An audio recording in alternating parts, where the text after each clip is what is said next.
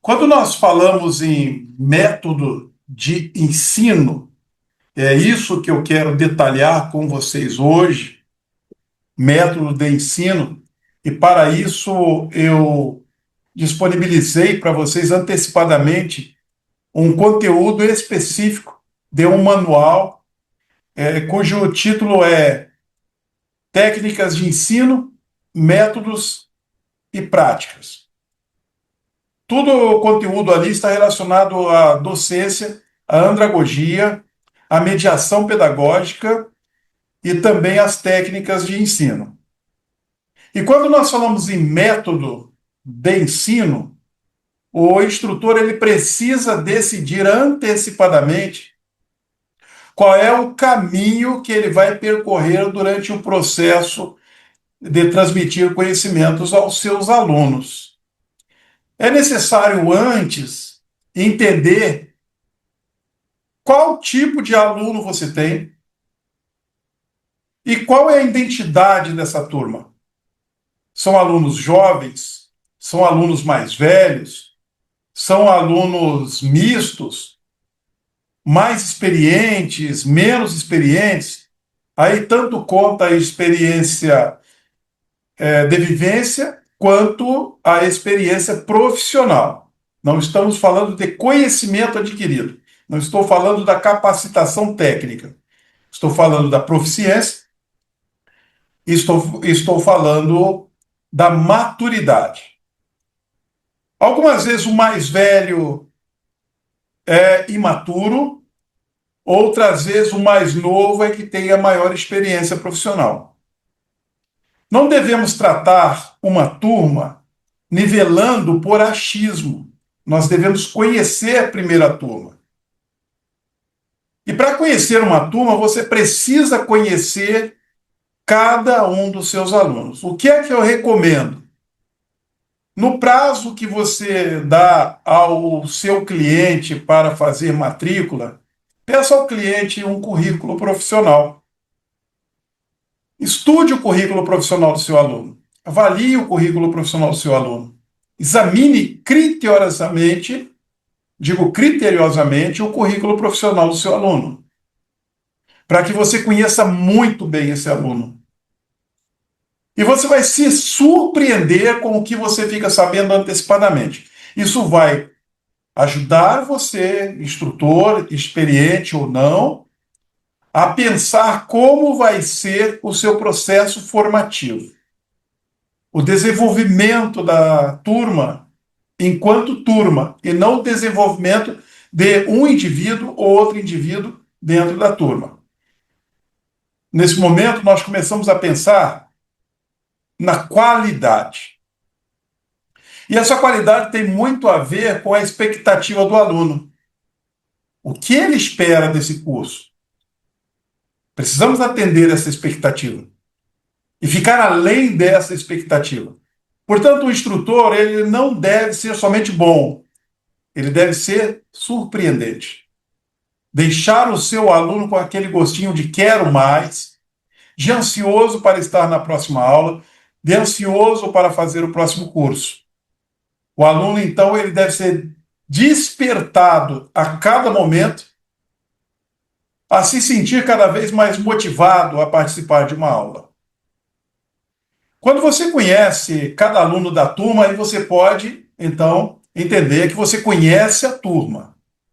Ou seja, se você tem uma turma boa, posso dizer que você vai precisar entrar na sala de aula voando alto. Mas se você não tem uma turma boa, você não vai entrar na sala de aula voando alto, mas você vai entrar na sala de aula sabendo que vai ter que fazer essas pessoas levantarem voo.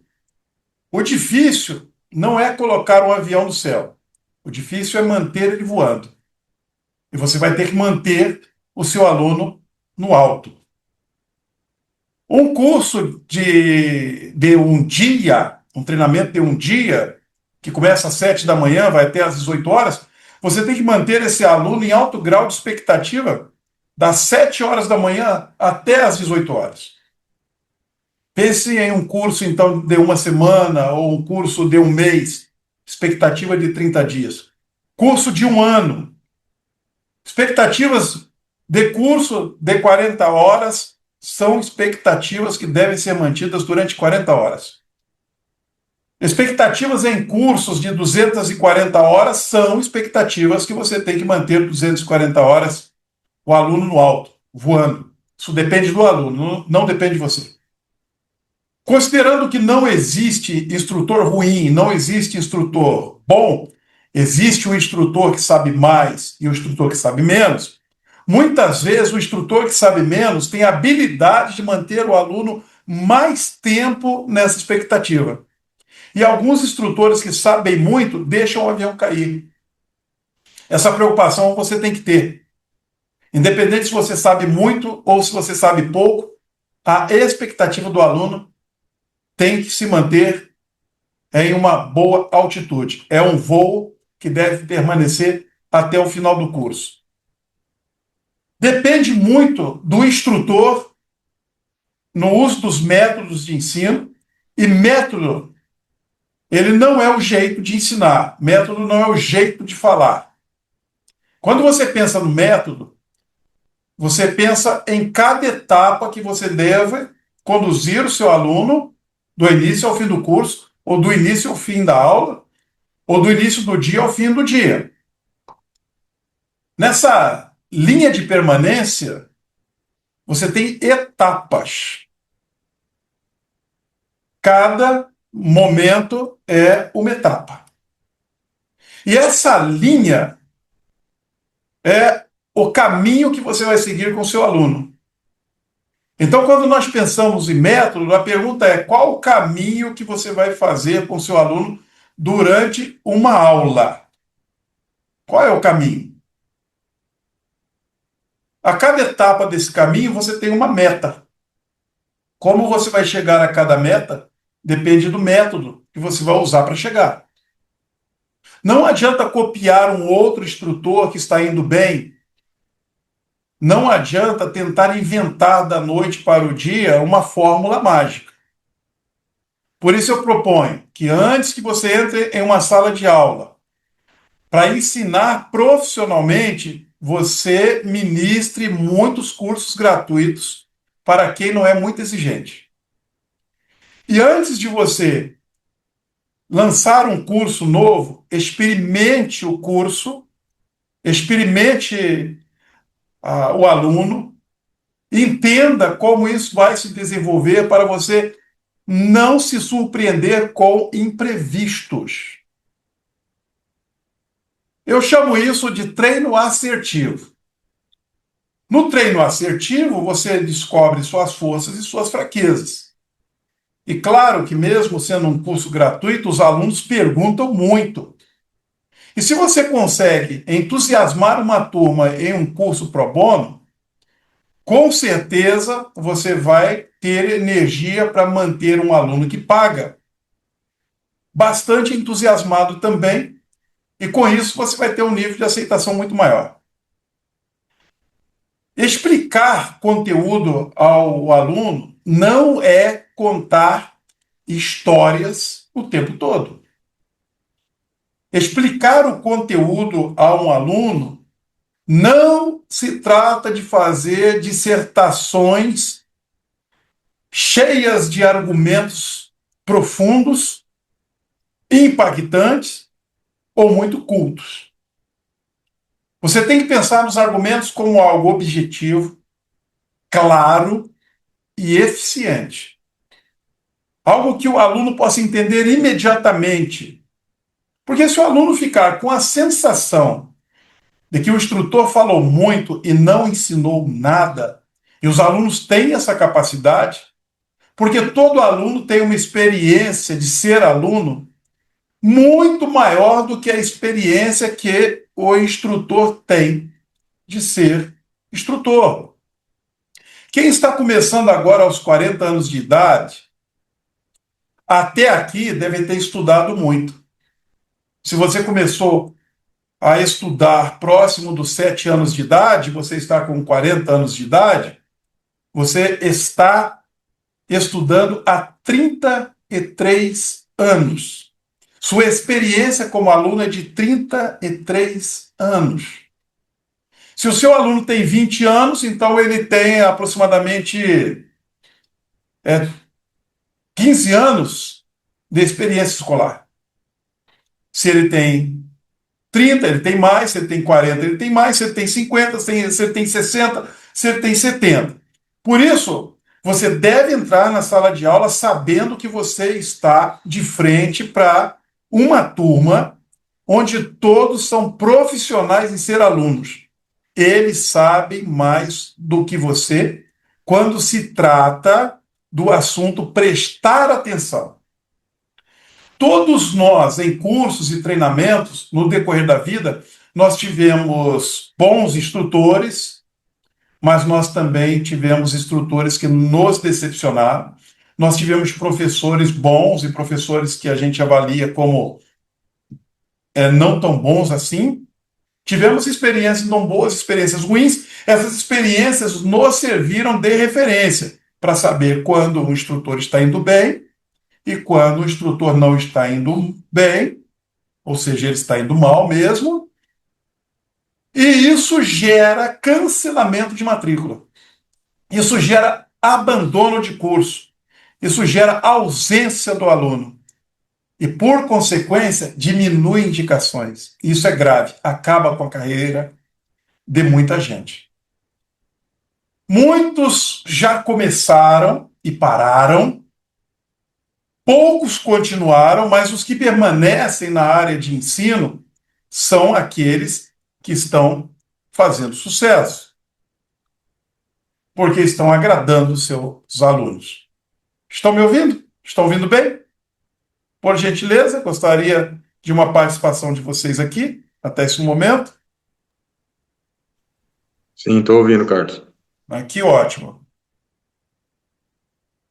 Espero que todos estejam compreendendo que explicar não é enrolar, explicar não é fantasiar, explicar não é enfeitar. Explicar é detalhar pontos importantes dentro de um determinado conhecimento. Porque quando você mostra um slide, o aluno entende muito do que você está mostrando. Quando você apresenta um texto, o aluno assimila muito do que você está apresentando para ele. Quando você fala, ele também assimila. Mas o que é a fala? Existe a fala certa e a fala errada. Fala errada. A imagem está no slide e o instrutor está explicando a imagem. Já que uma imagem fala mais do que 1000 palavras, o aluno já sabe tudo que está lá. O aluno vê um texto, o instrutor mostra esse texto, o instrutor lê o texto para o aluno e depois passa para o outro texto. Errado. O aluno lê o texto, o aluno compreende o texto. O instrutor vai lendo o texto, para, comenta. Lê mais um pouco, para, comenta. Chega ao fim do texto, comenta, vai para o próximo texto. Aí eu pergunto, é comentário ou é explicação? É ensino ou é falação?